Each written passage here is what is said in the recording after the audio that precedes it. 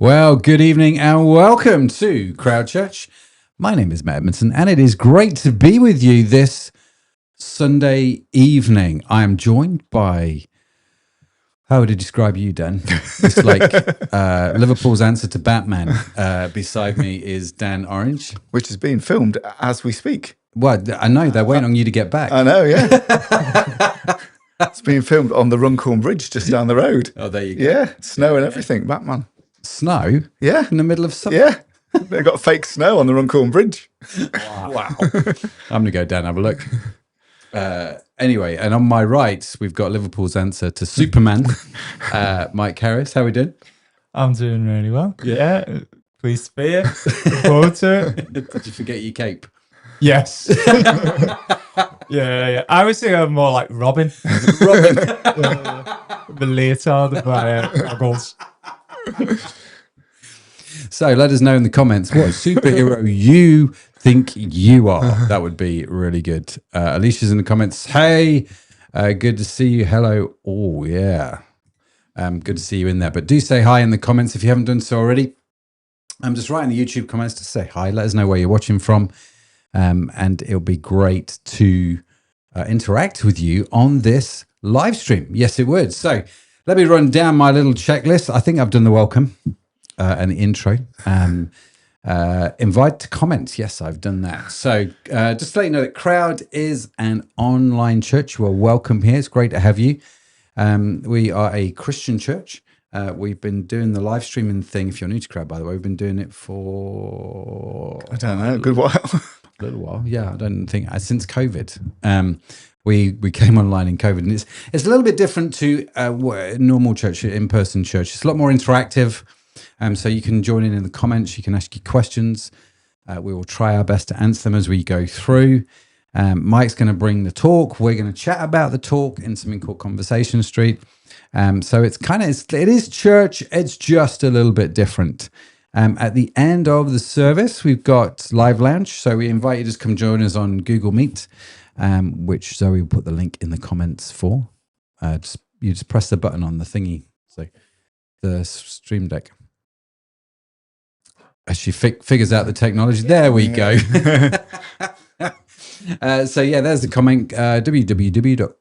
Go.crowd.church/me, giving you the wrong web address.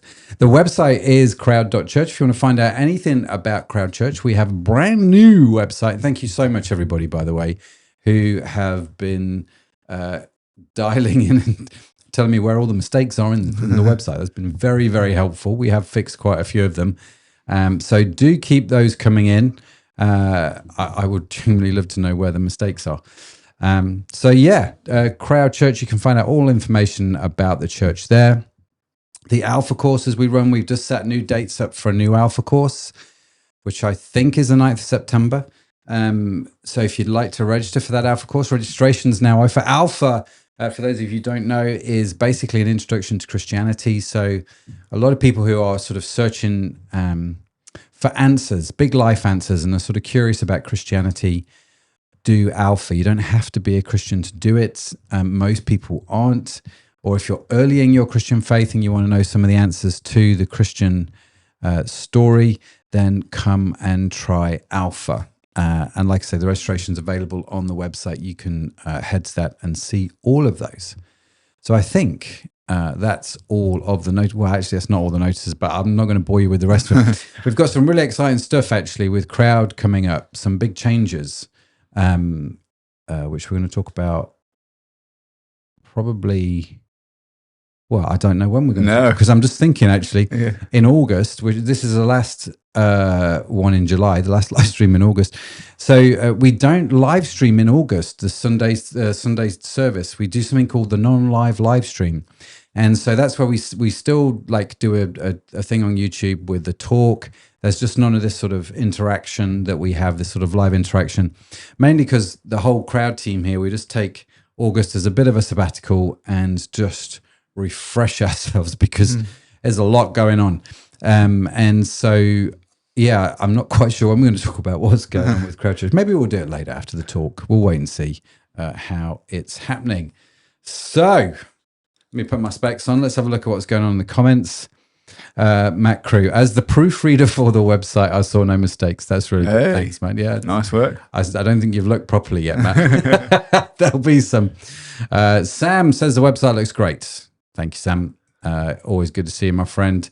Let me just delete. Roz is on. Hi, Roz. How you doing? Hopefully you're having a beautiful day. Sam says hi. Ellis, new website is much better, by the way. Good feedback. Yeah. It's all very good feedback about the website, which is great. Catherine is on 1886. Normally when people put their usernames, so Catherine 1886, right? Normally when people put their users, it's like the year of birth, isn't it? So welcome. Congratulations. That's quite impressive. So good to have you on board. Let me just clear out some of these things. There we go. So yeah, great to see you. Great to have you on board. Mike, what are you talking about tonight? So today we are talking about service. We're talking about how Jesus created a new way of living, a new way of leading. And we're going to look at that and how Jesus demonstrated that. Fantastic. Well, unless I've missed something, Dan. No, I think should we jump into it? Jump into it. So, okay, so we're going to jump into the talk. The legendary Mike Harris, also known as Superman, is going to talk about service and this thing that Jesus set up. We're going to get into Conversation Street. Grab your notebooks, grab your pens, write in the comments. We'd love to hear your thoughts, your ideas. And of course, if you need Superman during the talk, just again, write that in the comments. Michael Shaw will surely answer. Over to you, Mike. Great. Well, it is super to be here. And just as a little bit of a recap, for those of you who maybe didn't see last week's crowd church, Aid was speaking, and he was speaking about answering the question, who is our neighbour? And we had a little look at that, and we had a look at why that was important to the guy who asked that question. And we looked at, who our neighbour is. And today we are looking at how we treat our neighbour. And so that's what I'm going to be looking at. And the passage, which I'm going to read out, is in the Gospel of John. So John's eyewitness account, and it's in chapter 13. So I'm just going to start by reading a little bit of that. It'll only take a few minutes. So this is John chapter 13. It says this: "It was just before the Passover festival, and Jesus knew the hour had come for him to leave this world and go to the Father. Having loved his own who were in the world, he loved them to the end. The evening meal was in progress, and the devil had already prompted Judas, the son of Simon Iscariot, to betray Jesus. Jesus knew that the Father had put all things under his power, and that he had come from God and was returning to God. So he got up from the meal, took off his outer clothing, and wrapped a towel around his waist. After that, he poured water into a basin and began to wash his disciples' feet, drying them with the towel that was wrapped around him." I'm then going to jump to verse 12. "When he had finished washing their feet, he put on his clothes and returned to his place. 'Do you understand what I have done for you?' he asked them. 'You call me teacher and Lord, and rightly so, for that is what I am. Now that I, your Lord and teacher, have washed your feet, you also should wash one another's feet. I have set you an example that you should do as I have done for you. Very truly I tell you, no servant is greater than his master, nor is a messenger greater than the one who sent him. Now that you know these things, you will be blessed if you do them." Okay, so that is the passage. Quite a famous passage of Jesus washing the disciples' feet. And so, first of all, I just want to point out a few things about this passage. So the first thing is a little bit of context. So Jesus is not far off going to the cross to die. He knows that that is where he's heading. And he decides that this is a really, that one of the things that he wants to leave with the disciples is this example about how to serve. And so Jesus decides that he's going to take on the position of the lowest possible servant and wash his disciples' feet. You see, back in those times, if a Jewish person had Jewish slaves, the master wouldn't even ask the Jewish slaves to wash people's feet. It was too degrading for them. He would actually only ask Gentile slaves to do this job. This was, even within slaves, there was like this hierarchy, and the Gentile slave was the one who was asked to clean feet because it was the lowest, the most degrading job. And Jesus decides to place himself in that role. And so he takes off his outer clothes, he wraps a towel around him, and he takes on the role of this low Gentile slave. He performs this act, and then at the end of the act, he tells his disciples to do the same. And if they do it, then they will be blessed. You see, this act of Jesus serving his disciples pointed back to his life, to everything that he had done, and that it was all an act of service. That this act of washing his disciples' feet is like what he's been doing since the start. He's been serving those that are ill, those that are sick, those that are around him. He's been serving them and teaching them and feeding them. And he's been laying himself down in order to raise up these other people. And so it's pointing back. It's actually, just for those geeks amongst you, it actually points even further back to Joseph. And, I've got to thank a friend of mine, Alison, who pointed this out to me, that back when Joseph, and for those of you who don't know, Joseph and the Technicolor Dreamcoat and all that sort of story, his brothers eventually come to him in Egypt. And through Moses, he provides water for his brothers, his 11 brothers, of which, he's the 12th, for them to wash their feet. So you've got Joseph providing water for his brothers to have their feet washed before he announces who he is, before he reveals who he is. And then in Jesus, you've got Jesus washing the 12 disciples' feet before he goes to the cross to reveal who he is. So they're similar, but different, because Jesus is the one who takes on the role of the slave. You see, Moses, it was his slave who took the water out to wash his brother's feet, but Jesus took on that role himself in order to wash his disciples' feet. You see, Jesus calls us to serve and to live a life of service. This act pointed backwards to Jesus' life before this point. It was a present act of service, and it also pointed to the fact that he was just about to not just lay down his hopes and dreams, but to lay down his life on the cross. That he even lay his life down before death. He submitted to death, even death on a cross. And so Jesus calls us to serve and to serve our neighbor. And so the question, for me, and it's the same question that was asked last time, is how can I do this? Of course, I could just go out and start serving, but how can I do this? And for this, we have to look at verse 3 of this.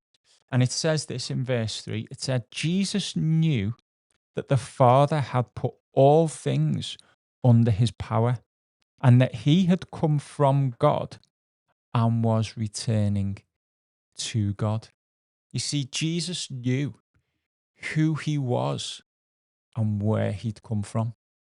And in order for us to serve in the way that Jesus calls us to, we need to know those two things. We need to know who we are, and we need to know where we've come from. You see, because it's only then that we can serve like Jesus did, from a point of power. And it's only then that it is powerful and that it is useful. We need to know who we are. Well, first of all, in order to know who you are, you need to look at Jesus. You need to read the Bible, and the Bible will tell you a number of things, and you can go and look at these. I would encourage you to Google, "Who am I in Christ?" And you'll get big lists of verses and promises that tell you who you are. So you are loved unconditionally. Romans 8:38 and 39 tells us that. There is nothing that can separate you from Jesus' love. You are forgiven. There is no condemnation. You are a new creation.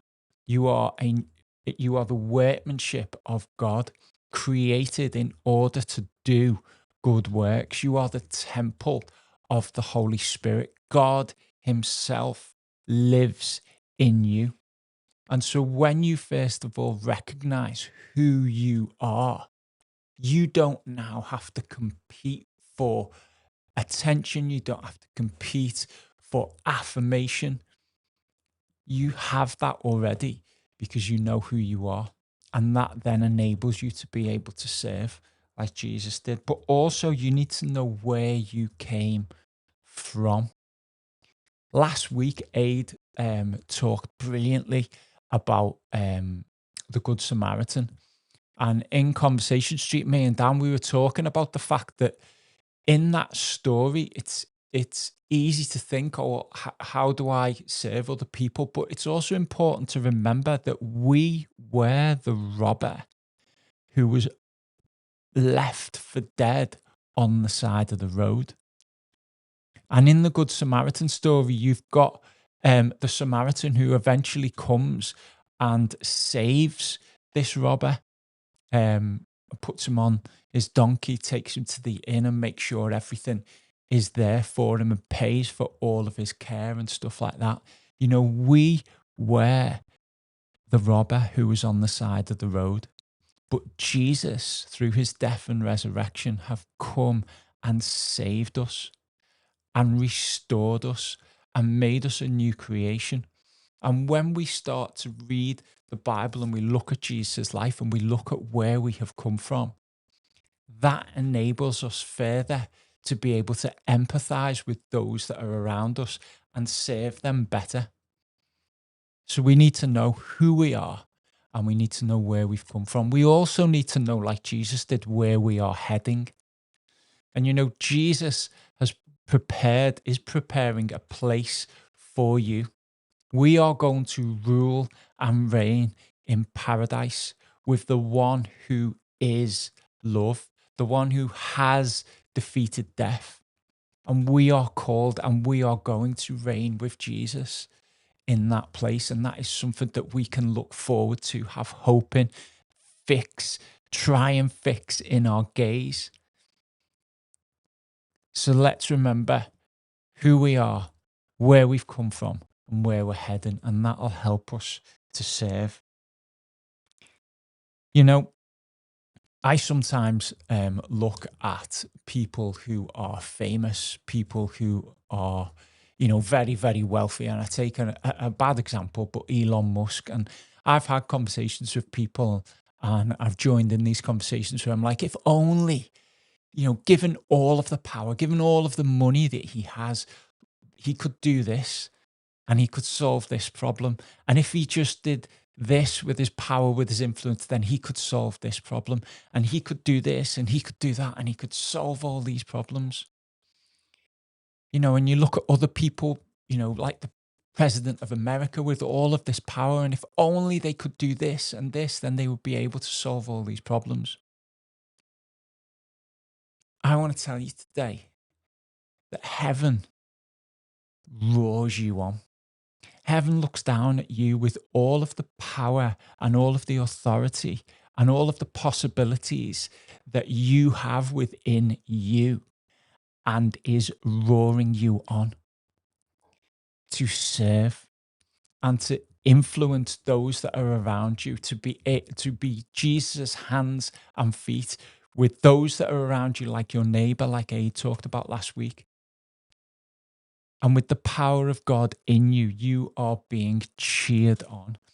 And maybe today it is time for you to to accept that challenge, to accept who you are, to accept where you've come from, to accept that you have been placed where you are, you have been given the power of God, and that you are called to serve where you are right now and have an enormous impact where you are. I can't remember who it is who says, who is it? Dallas Willard was saying, I was reading today, and he says that God's world is an arena, and you have a huge role, an indispensable role to play in it. I just want to throw out that challenge, because this is a challenging piece of scripture, that you have been called and placed where you are. It is time to get up and kneel down. I just want to finish with a little story that I heard a friend of mine say this week. It's just quite an inspiring story about how one man served someone in front of him. So this guy, I think he was a Catholic priest, and he really, really enjoyed running, but didn't have loads of money, but saved and was able to eventually buy a really good pair of running trainers. And he went out running in them, and they were brilliant. They were everything that he'd hoped they were going to be. And he, they were expensive, and he recognized that they were going to last a long time. And so he thought they were a worthwhile investment. A few days after he'd bought them and been out in them and realized how good they were, a guy turned up at his door, and didn't speak the same language, and didn't have any shoes on, and clearly looked homeless, and looked in need of some real care. And so this guy was pointing to his feet, and he needed something to wear on his feet. And so this guy went and got all the shoes in his house and put them before him, and he was trying them on. And the only ones that would fit were this pair of running shoes that that this guy had just bought. And so the guy eventually decided, well, if they're the ones that fit, then you can take them. And he took them, and he went off. That night, this guy had a dream. And in this dream, and as he was recounting this story, he could barely get the dream out because he was bawling his eyes out. And as he was explaining this dream, before him in this dream stood this man who he knew to be Jesus, wearing the trainers that he'd given to this guy. And the guy who gave up these trainers, when he woke up in the morning, one of the thoughts that he had was, I could have missed that chance. I could have just gone and got any pair of shoes, a pair of shoes that we didn't use, and brought them, and this guy would have been made up with them. And I might have missed this opportunity to give to my Lord, to my Savior, to my King, the best of what I had. The people who you are surrounded by today need you to serve them. They need you to show them Jesus. And what better way? Jesus calls us to serve, to lay down our life for each other and for our friends. And when we do that, we don't always know or even get to see the power that those acts have, but they are powerful. Just to return to what Dallas Willard said, he says that God's world is an arena, and you have an indispensable role to play. It is time for us to get up and for us to lay down. Back to you, the studio. Back to you, the studio. Where I reside also. I thought it was on TVAM. Yeah. Love that. It's like 1.5 meters away. Not even that. Like maybe a meter. I could probably smack you up. You probably could. So back to the studio. TV. You're gonna have to explain TVAM. Yeah, that's a cultural reference from the past. That is there's only a certain subset of people. Yeah. Maybe Catherine, who was born in 1886. Maybe she can remember it. Yeah. Although Alicia put in the comments, I saw this actually. We'll get onto the talk in a second, but I did see this because her YouTube is 1316 or something like that. At least, wow. 1316. And she goes, it was just a random number assigned by Right. YouTube. It's not the year she was born. She was at great pains to point that out. So, yes. Anyway, regardless of whatever age you are, you're welcome at Crowd Church. We like multi-generational church. To be fair, it's normally me that's the end of the old jokes. So Yeah, you're the 80s. We went on to I've just literally got back from Wildfires, which is like a festival, Christian festival down in the south of England. If you're in the UK next August, highly recommend it. I'm going to be there. We're going to talk more about it on Crowd. Come join us. Anyway, the where was I going with that? Well, what did you just say? I totally lost my train. The 80s. Oh, the 80s, yeah. So we're down at Wildfires, and Anna, who you will know if you're a regular to Crowd, she's one of the key hosts, one of the leaders of Crowd. Her and Andy went to one of these sort of game exchange cafes, which I'd never heard of. It's where you go. Have you heard of this? No. You go At into Wildfires. No, it wasn't at Wildfires. It was on the sort of way to Wildfires. It's where you go. You take a game. Yeah. And you leave that game, but you take another game. So it's just like a game swap, which is kind of cool. Anyway, Anna bought 80s trivia. We thought you'd like this, Matt, but we never actually did play it on Wildfires. So maybe we'll do that live on the air one day. Anyway, I digress. Love that, Mike. So it's interesting, isn't it? This whole, I think with these kind of stories, right? Yeah. They become so familiar that you it's like you don't think about it. It becomes autonomous. Do you know what I mean? It's like, we know Jesus washed disciples' feet. I probably should do something and serve at some point. And you're off to the next one. Yeah. What was the biggest challenge when you prepared the talk? The biggest challenge was thinking about, I was talking last week about these two groups of people, and you hear a talk about you need to serve. And you've got one group of people who will just go out and do it. They're just people who say, right, if Jesus says I'm to serve, then I'm going to go and serve. Yeah.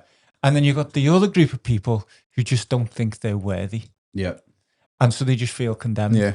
So you've got one group of people who just go and do it. Their heart isn't really in it, but they just go and do it. And then you've got the other group of people who just feel condemned. And so the challenge was to try and think about, so how do we help?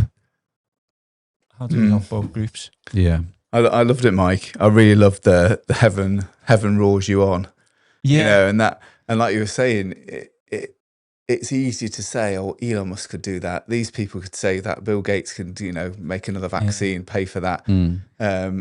Always putting the emphasis on someone else because they've got money. But we have heaven's resources, don't we? And we've got, no matter what our task is, God's got something for us to do. Like that priest giving his running shoes, that if you can affect a life like that, that's what God wants us to do. Yeah. That's such a good point, isn't it? And I think it's one of those things where Alice has put here in the comments actually, what in our society is the washing of people's feet that we could do for others? And that's a really interesting question, I think. Now, I want to tie this in actually with something that Alicia said. So she put in the comments, let me see if I can find it here. It's incredible how Christ demonstrates such humility, and that humility isn't at all humiliation, but a powerful demonstration of his love and majesty.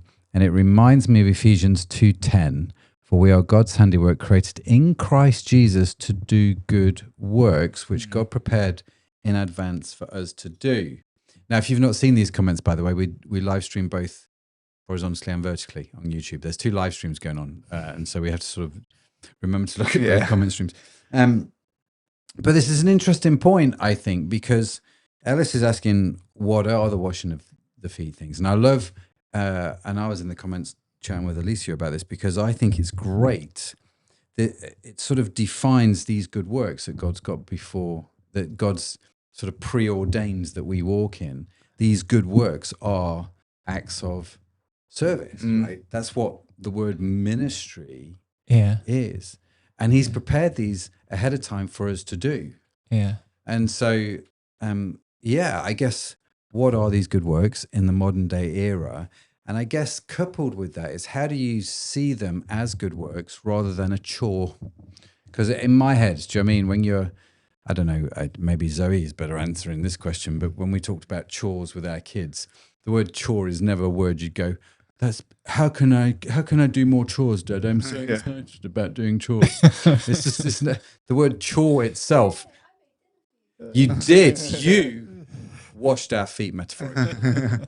It's true. We were away and Zoe had made dinner for when we got back because she's a legend. But it's interesting, isn't it? Because we view these things as chores. There's a negative connotation with them. So chores is a very, it doesn't inspire, does it? Because it is just like, got to put the trash out. Yes, it's a chore. That's a chore. Oh, rather than chore that is. Yeah, well, I just need to serve my wife. Yeah, right. It's just something I need to do. Yeah. It's fascinating. I love. Sorry, Mike. You put that God's got an indispensable role, or was that what Dallas Willard said? I really like that phrase, because it is, isn't it? I can think sometimes, someone else could do that, or I could do this, but is that as good as that? Or it's not as great as what Paul did or Peter did. You know, he's got an indispensable role for us as individuals. We can't, I think we talked last week, it's not something to compare. It's not my task that I've got to do is comparable with someone else. That doesn't work. It's just what God's got for us. Let's do for him. And that's the important thing. It doesn't matter about its size or its, standing or whatever that might be. I totally agree. And I think you put your thumb on a really good point there, is in that you're doing it for God. And I think sometimes, I can see a way of serving somebody, but I might not particularly like that person. But I know that there's commands for me to serve. But I do know that I love God. And so I think sometimes that's where we could get our motivation from. We could say, okay, at this moment, I don't have those gushing feelings towards this person, but I do love God. And therefore, out of love for God, I'm gonna do this.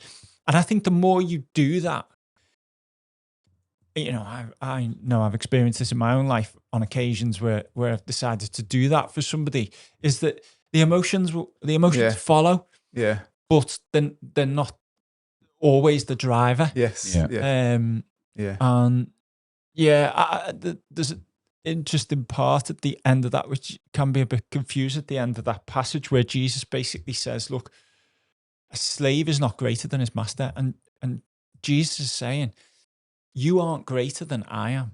And look at what I'm doing. I'm washing the disciples' feet.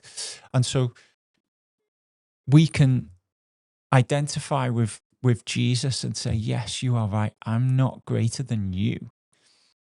I've seen you washing other people's feet, and therefore I'm going to do the same. I'm going to, I'm going to step up, and I'm going to do it. I think it's also good, that verse that you said, it talks about the good works that God has prepared for us to do. Now, that good is good according to him, not necessarily according to us. Romans 8:28 says God works all things for the good of those who love him. And so we think everything in my life, God's working to make me better, to make me bigger, and to make me stronger. It's like, no, the good is according to him. And we do have heaven to look forward to and paradise to look forward to, but that good is according to him. Not and sometimes that is going to elevate us and lift us up, and sometimes it's going to mean that more often than it's not. It's not. It's more about other people, isn't it? So I love this idea. I mean, you made reference to it, Mike. I love this idea that in the Bible, Jesus tells you how to be great, in the sense that greatness or being great was often seen in the church as a sort of a dirty word. Do you know what I mean? It's about what do you mean be great? You shouldn't want to be great. Have no aspirations. Have no drive. Do you know what I mean? Have no desire to do great things. Jesus says, no, if you want to be great, that's awesome, man. Yeah. Here's how you do it. You be servant to all. Paul says, run the race to win, doesn't he? Not run the race to dawdle or, Do it. Do get it to the end. Don't fart about, but do it. And it's like, but he says, if you want to be great, you've got to be servant to all. He throws the whole thing upside down. And so leadership then, ministry becomes about who you serve rather than who serves you. Yeah. And so the good works that God's got beforehand that we should walk in will often be at a blessing to someone else, or will be to serve someone else. And usually, as you guys talked about last week, that will be at a cost to us. Yeah. And so not all the time. And you do get that. There is a benefit, I think, to serve. And even psychologists now say this, don't they? That you get this sort of kind of really good sort of feeling and vibe when you help somebody or when you give something. Do you know what I mean? And it's and so it's not totally altruistic, but at the same time, good works, like you say, are what God says, and usually that's for the benefit of somebody else. You are blessed to be a blessing, right? It's that whole drive, and I find that super duper challenging. I mean, it's super challenging, especially within the context within which we live, which is all about stepping on each other, elevating yourself. How quickly can you get up that ladder? How many likes, how many subscribers, all of that kind of thing. You know, and so we're called to swim against that, and that's really hard to do. And well, it is, because we live in a and just thinking that through, right? Our whole culture is, I want it faster and I want it easier, right? I don't want any effort involved in what's going on. The whole thing about AI, you either hate it or love it, because there's going to be a robot that's going to bring you a cup of tea whenever you want it, right? And we're all like, ooh. And it's this idea that actually those kind of tasks are menial, they're beneath us. And here we see Jesus doing the most menial and lowest of tasks, which is washing the disciples' feet. And he wasn't like, dude, come here, feet are dirty, sort them out. Here are my feet. Do me a pedicure while you're at it. It wasn't like that, was it? It was like, here, give me your feet, dude. I know they stink. I'm going to sort it. This is not like, I wouldn't want to do that job. I genuinely would not want to do that job. No. I've got a thing about touching people's feet. I don't know. I don't know how he did it. But it's just, do you know what I mean? It is this kind of idea that greatness is found in the menial tasks, doing them for other people. I don't see that many leadership books. You don't. And, you know, the thing is that those opportunities to serve like that are all around us. And, you know, like Dallas Willard was saying, we've got this indispensable role to play. And Jesus has prepared these good works for us to do. And it's such a challenge for me, because, you know, there will be times, I'm sure today, where there have been opportunities for me to lay aside my hopes for the day to serve somebody else. It has to be. It has to be. And I've not seen them. I've been too busy. I've been too elevated in my own thinking that I've missed them. But they're there. They're there for all of us. And not only that, but God has given us everything we need, all the resources of heaven, and everything we need to be able to go and fulfill that role, meet that need. And it's a challenge. It's a challenge. It is. So what would you say then, going back to Ellis's question, are some of the modern day examples of washing people's feet? Because I mean, if you just went in the street and said, can I wash your feet? I'm not sure that would go down particularly well. But I what would be, do you think, some modern examples of this? Two examples that I'm thinking of that have just come to mind. Very, very different. First one is to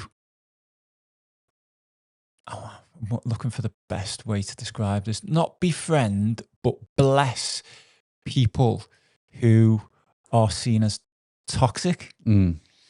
So, for some people who've maybe messed up in terrible ways, being the person who's prepared to risk your reputation to go and administer something of Jesus' love to them, to not completely disown them, that would potentially be something that could put some dirt on you, if you like. Yes. Another way, I think, just praising other people. I think the more I'm online, the less I see of people praising other people. Yeah.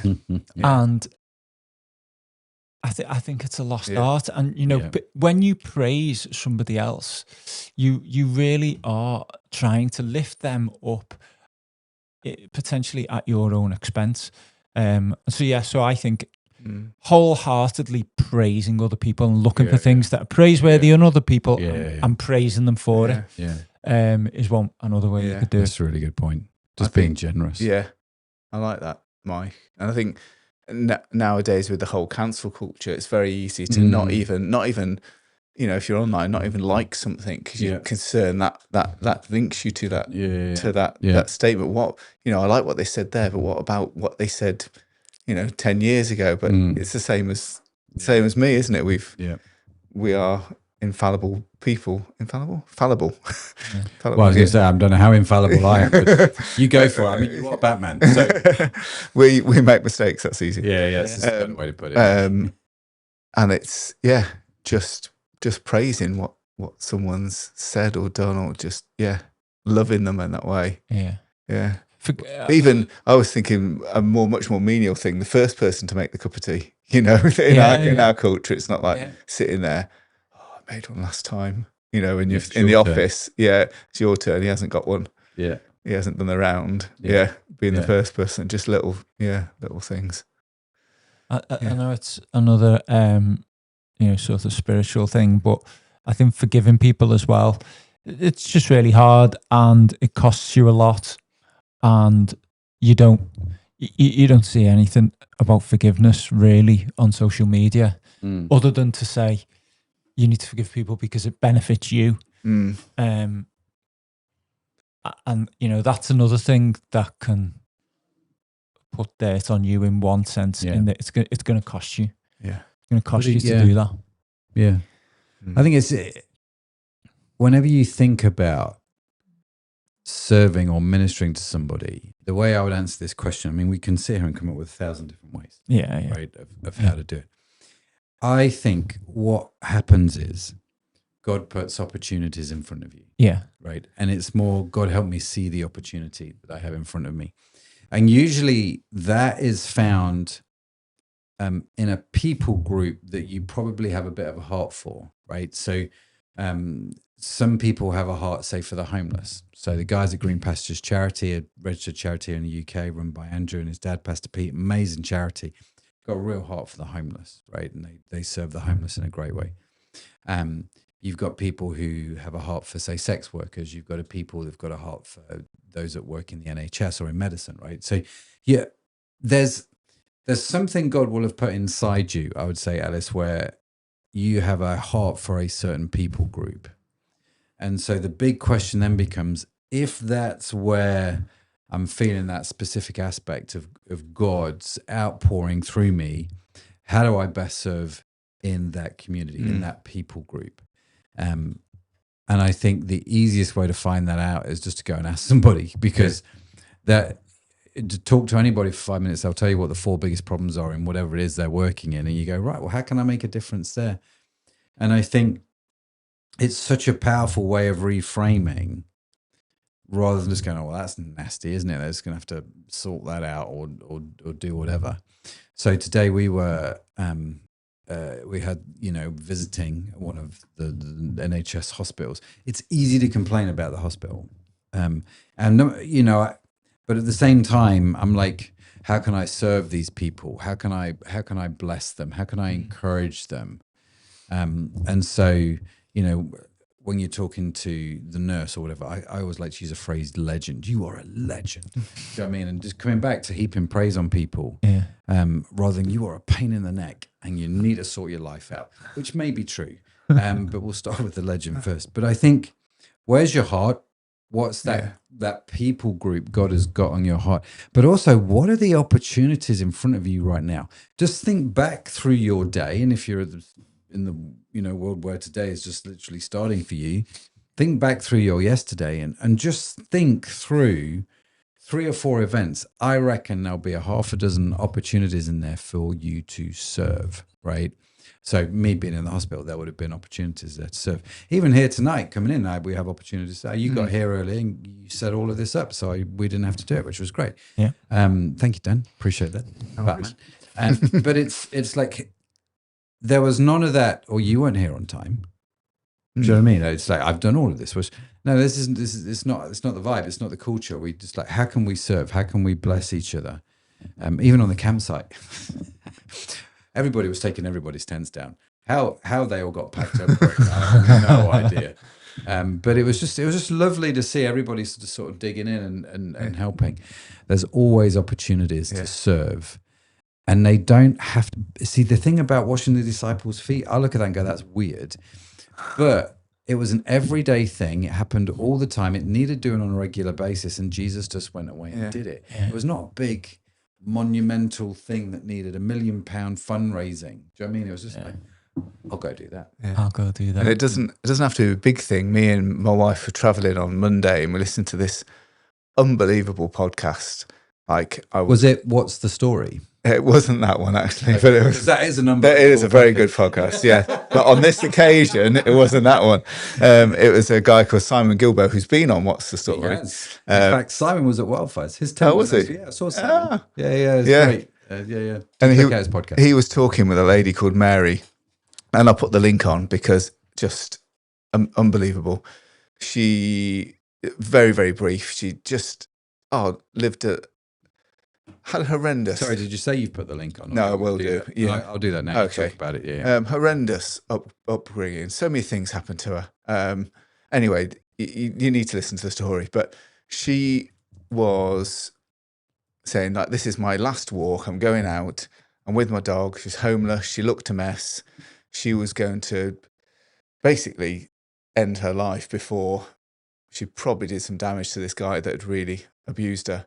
And a guy just walked past her and said, "How was your day?" "No, have a good day." And that's it. Never saw that guy again. Radically changed her life. Wow. Like just that word, because she looked a mess. Yeah. And it was the right time for her. And I think it really spoke to me that it doesn't have to be big gestures. Yeah. Just sometimes it's people that we wouldn't talk to, or just we're aware of God's prompting, just to not be in our own thoughts all the time. And really spoke to me. Wow. Yeah. Beautiful testimony. She's just impacted so many lives and stuff since. Yeah. Amazing.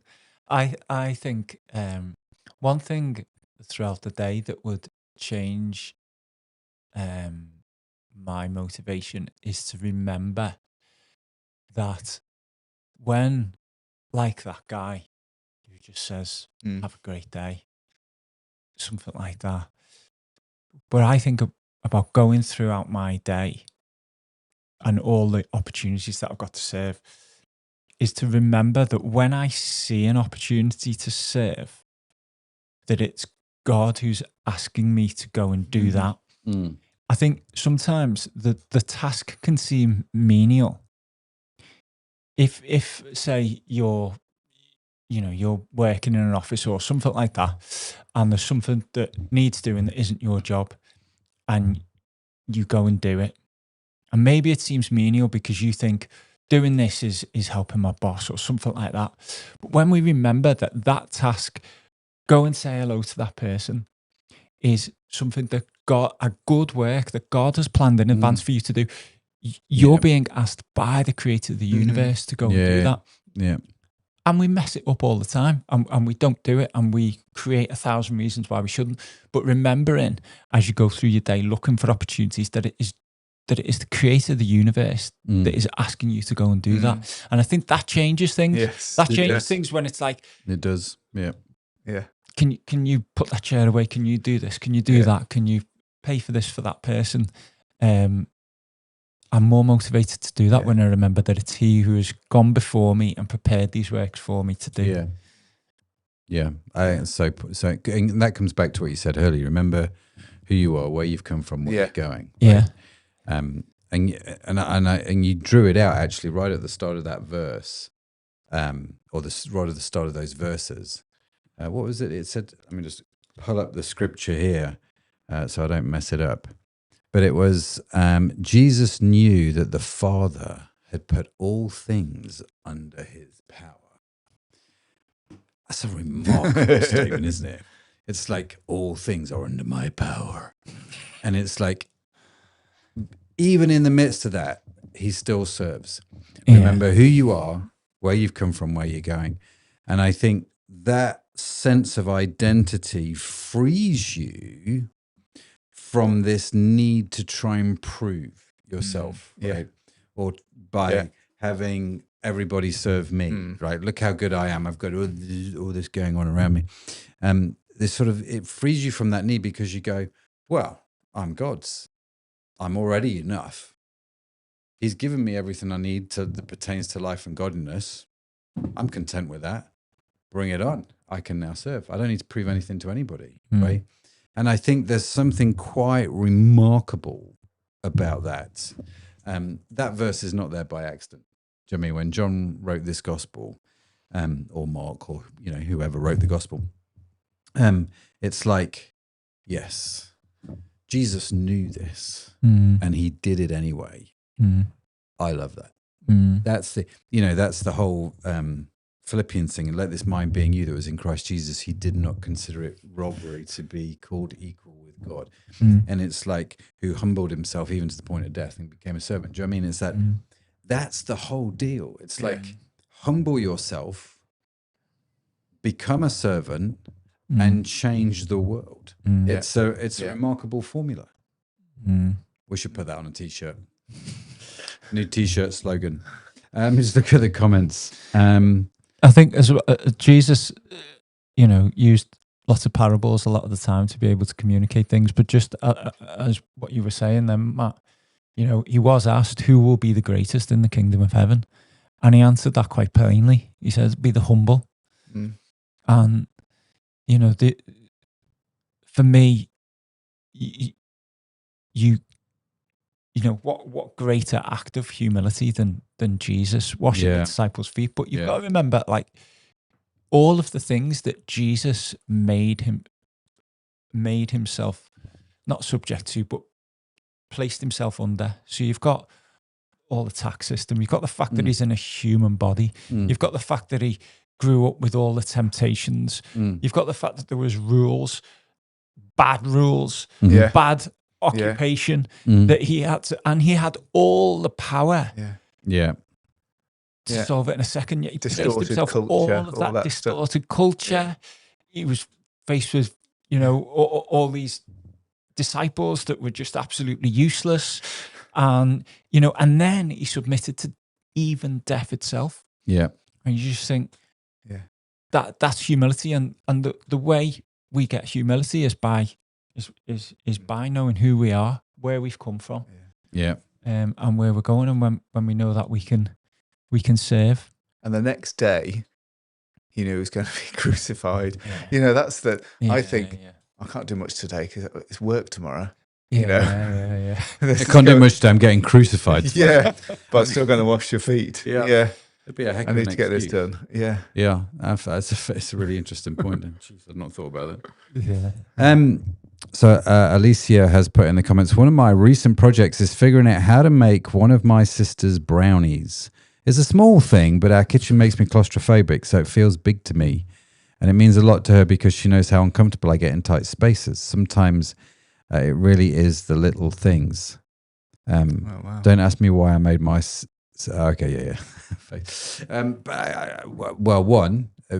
Anybody out there that wants to make the brownies for Crowd Church, or the hosts and the speakers of Sunday live stream. Oh yes. All is greatly received. But I love that. It's the little things. And actually, again, Alicia's highlighted this point that it sometimes costs you. You got to put yourself in uncomfortable positions, right? Yeah. It can feel weird in the sense of it's unusual. It's a little bit different to go out and serve. So it would feel weird if I started washing feet, for example. I mean, but it's like so it can cost you. It can feel like that. So I think that's awesome. Keep making the brownies, and I'm sure your sister will love it. Helping those who are heavily judged by society seems like a timeless example of washing people's feet. Yes, I would totally agree. Yeah. Alice's question makes me think of groups who are still heavily stigmatized, like those with visibly displayed addictions and visible psychiatric symptoms. I think that's a big one, isn't it? Mental health. There's a big opportunity to serve in that whole arena there. What's happening in August? Oh, geez, we should probably talk about August. I'll come back to that. Thinking of 1 Corinthians, this is Alicia again, 12:22. On the contrary, those parts of the body that seem to be weaker are indispensable, and the parts that we think are less honorable, we treat them with special honor. That's a really cool thing in church, that we should be doing a lot more. Yeah, very good. Hopefully I've got through all of the comments. Matt Cruz says drop some brownies off for all website proofreaders as well. Yeah. I think you've got something going on with the brownies, Alicia. That's it. Everyone's just now thinking of brownies, which is just a beautiful thing. So, thanks, Mike. That's all right. Thanks, Dan. Before we go, let's talk about let me just remind you what's going to happen in August. So we do have the non-live live stream. So we will still be putting stuff out every week.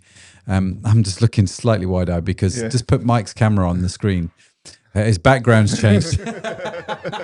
He's on holiday already. It's like that's what's happening in August. We are going on holiday. Mike's already there. He's joining us live from the beach,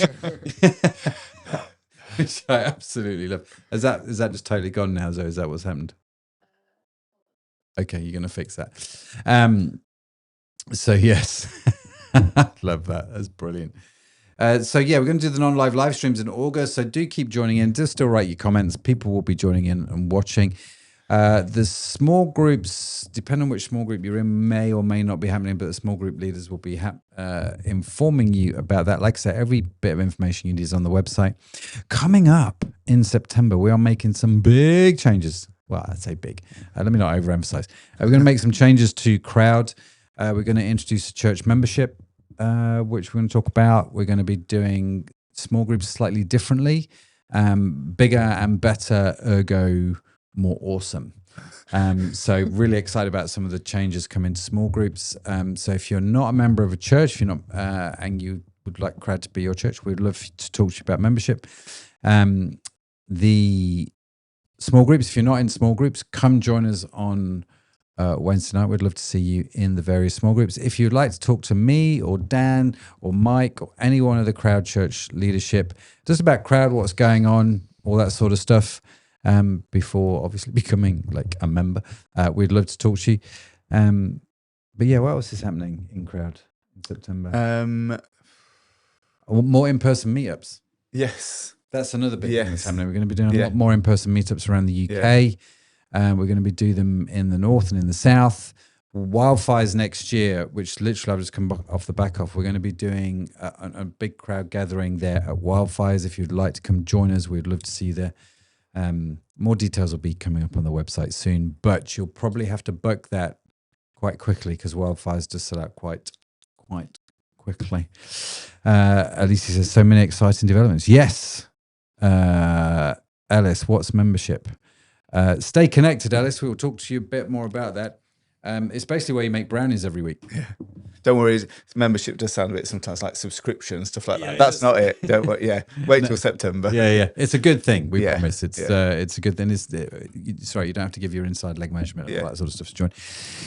All it is just saying, listen, I want to be part of. I want to be part of crowds. Yeah. We know from a pastoral standpoint who we're responsible for, which is really great, and who we're shepherding. And so it's just, that's all it is. It's not a big deal. But I would say it's not a big deal. I'm really excited by it. I think it's going to be great. So but like I say, a lot more information coming soon on the website. We will talk more about it in September, which is when we're going to launch all of these things. But for now, we are going to go to Live Lounge. I nearly called it Live Stream. It's not Live Stream, Live Lounge. Zoe's put it in the comments, the go.crowd.church/meet if you'd like to come and meet us in there. But yeah, any final comments from you, Mike? I suppose just look out for ways to serve this week, and just remember that it's Jesus. It's He who is asking you to serve. And maybe one way is just to praise people. Look for ways to praise people this week. Yeah, Dan. I think what Mike said in his talk, just who you are in Christ. Perhaps just Google that. Who am? If you've given your life to God, search who are you in Christ and see what He's done for you. And if you haven't given your life to Jesus, get to know Him. Yeah. Send an email if you've got any questions. Get to know this Jesus. Best decision you'll ever make. Very good. Very true. And you can also go to the Crowd Church website. There's a whole bunch of stuff about identity on there. Just click the identity link and it'll be in there. All the scriptures, everything. A lot of talks about identity. So, yes. Well, have a phenomenal summer. Whatever you're doing in August, I hope you have a great time. Really, really excited for the summer plans. What have you got going on over summer? Are you doing anything exciting? You going away? I'm going away, yes. At the end of I was just saying, one of my customers has said we can stay in his place in Spain in the heat. Which is pretty awesome. Yeah. He's not there. he's getting out there, and we're a family going. So very much looking forward to that. Yes, nice, love that. What are you doing, Mike? Gardening. For most of it, but is it the busiest time of the year for you and your gardening services? It is pretty busy. It is pretty busy. Looking to try and sell some plants, and then we're off to Devon for a week. Nice, brilliant. Well, whatever your summer plans are, we wish you a very, very happy summer. Like I say, do stay connected with us over August. It just won't have the live conversation stuff. That will start again back in September. Hopefully we'll see you in Live Lounge, but that's it from me. That's it from Dan. That's it from Mike. God bless you. You are an absolute legend. See you soon. Bye for now.